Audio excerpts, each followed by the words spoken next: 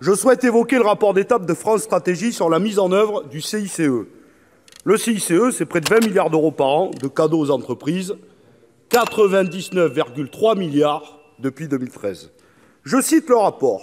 « On sait peu de choses sur la nature des emplois créés ou sauvegardés, et les conséquences à moyen et long terme sur l'appareil productif sont largement inconnues.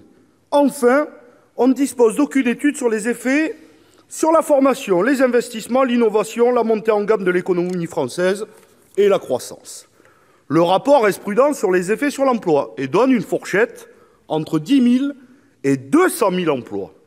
Si on prend la fourchette haute, 200 000, pour 99,3 milliards d'euros, cela représente la modique somme de 496 000 euros par emploi créé. 496 000 euros par emploi créé.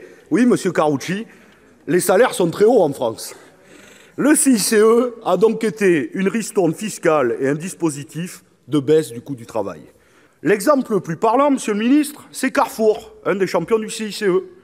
Carrefour, c'est 2 milliards d'aides publiques en 5 ans, dont 744 millions au titre du CICE. Dans la même période, devinez combien a été versé aux actionnaires ? 2 milliards.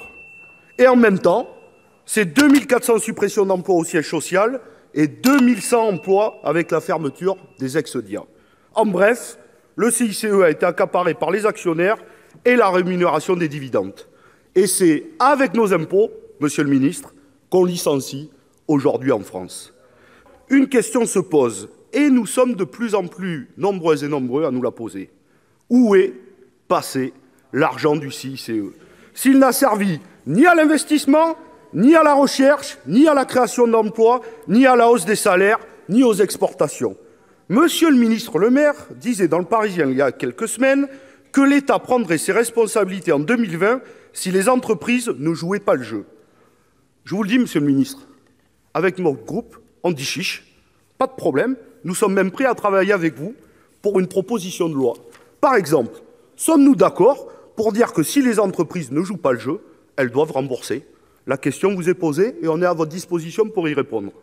Après la suppression de l'impôt de solidarité sur la fortune, après la flat tax, après la suppression de l'ESIC tax, vous décidez de poursuivre le CICE et même de le pérenniser sous forme d'allègement de cotisations patronales.